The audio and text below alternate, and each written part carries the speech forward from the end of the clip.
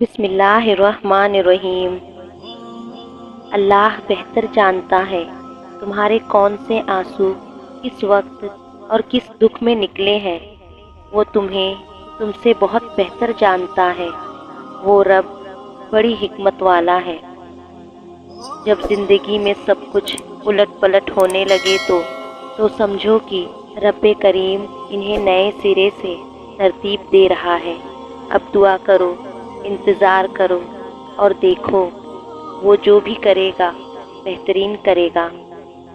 رب نے اگر دینا نہ ہوتا تو وہ قرآن میں کن فیکن کا ذکر کیوں کرتا۔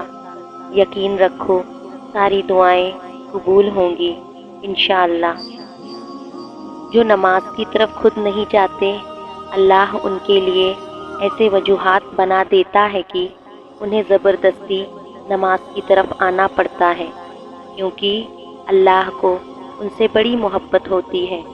اس لیے اللہ چاہتا ہے کہ وہ ہمیشہ میری نظروں کے سامنے رہے، دنیا میں عبادت گزار بن کر اور آخرت میں جنت کا حصہ بن کر۔ اور آزمائش اللہ تکلیف دینے کے لیے نہیں، کچھ سکھانے کے لیے بھیجتا ہے۔ جتنی جلدی سیکھ لیں گے اتنی جلدی دور ہوگی۔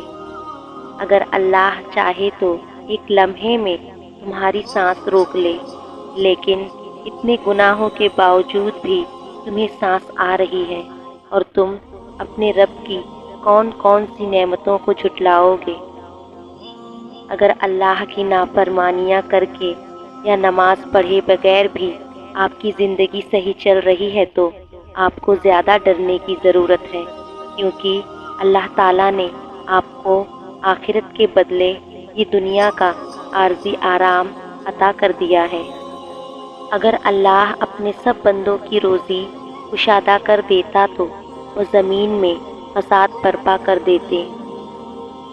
اللہ ہنساتا ہے تو ہنستے جاؤ، رلاتا ہے تو روتے جاؤ، چیزیں دیتا ہے تو قبول کرو، واپس لیتا ہے تو راضی ہو جاؤ۔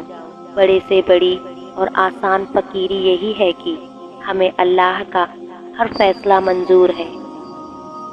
اگر تم محسوس کرو کہ تمہارا دل سخت، جسم کمزور اور رزق کم ہو رہا ہے تو جان لو کہ تم اس کام میں ملوث ہو جو تمہیں نہیں کرنا چاہیے۔ اللہ ٹوٹی ہوئی چیزوں کو بڑی خوبصورتی سے استعمال کرتا ہے۔ ٹوٹے ہوئے بادل بارش برساتے ہیں، ٹوٹی ہوئی مٹی کھیتوں کے ساتھ قائم ہوتی ہے، ٹوٹے ہوئے فصل کی پیداوار کے بیج نئے پودے کو زندگی دیتے ہیں۔ لہٰذا جب آپ کو لگتا ہے آپ ٹوٹ چکے ہو تو یقین کریں کہ اللہ آپ کو کسی بڑی چیز کے لیے استعمال کرنے کا ارادہ رکھتا ہے۔ جو دروازے اللہ ہمارے لیے کھول دیتا ہے انہیں چاہ کر بھی کوئی ہم پر بند نہیں کر سکتا۔ کون ہے اتنی طاقت والا جو اللہ کی رحمتوں، برکتوں، عنایتوں اور محبتوں کو ہم تک آنے سے روک سکے؟ کوئی نہیں۔ یہ عطا فقط اللہ کرتا ہے، ہمیشہ کرے گا۔ اسی کا ہے سب کچھ جو زمین و آسمان کے درمیان ہے۔ بس وہ تم پہ اور مجھ پہ اپنے کرم کے دروازے ہمیشہ کھولے رکھے۔ کہیں آپ کسی کے راستے سے ذرا سا کانٹا ہٹا رہے ہوتے ہیں اور کہیں آپ کے راستے کی خاردار جھاڑیوں کو اللہ کے حکم سے ختم کر دیا جاتا ہے۔ کچھ لوگ اللہ کے در کے لیے ہی پیدا ہوتے ہیں، اللہ انہیں چن لیتا ہے، کبھی رلا کر، کبھی آزما کر، کبھی تکلیف دے کر وہ اپنے خاص بندوں کو الگ کر لیتا ہے۔ کچھ اس مقام تک خود آتے ہیں اور کچھ کو کھینچ کر لایا جاتا ہے۔ جو اللہ کو دنیا سے پہلے رکھتا ہے اللہ بھی پھر اسے دنیا سے پہلے رکھتا ہے۔ اللہ کو محبت کا مرکز بنا لو، پھر دیکھو کیسی ساری محبتیں بھاگ کر تم تک پہنچ جائے گی۔ اللہ ہی محبت کا پہلا اور آخر حقدار ہے، بیچ کی ساری محبتیں تو بس چند لمحوں کی کہانی ہے۔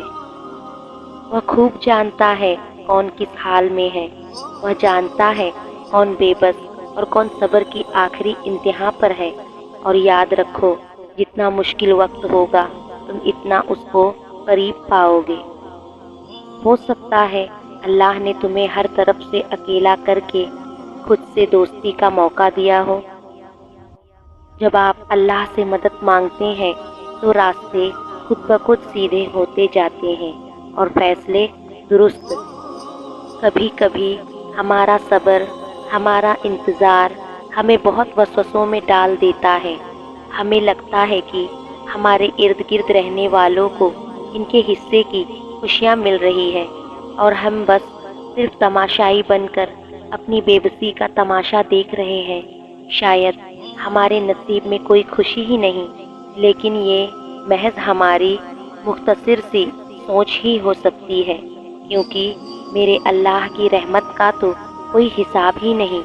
ہمارا اللہ بہتر جانتا ہے کہ ہمیں کون سی خوشی کب دینی ہے اور کتنے صبر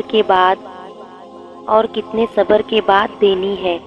ہم اکثر اپنے اللہ سے پھول مانگ رہے ہوتے ہیں اور وہ ہمیں نہیں دیتا، کیونکہ وہ جانتا ہے یہ پھول ہمارے لیے بہت نقصان دہ ہے، اور پھر وقت آنے پر وہ ہمیں پھولوں کا گلدستہ عطا کر دیتا ہے۔ بے شک میرا اللہ بہت محبت کرنے والا ہے۔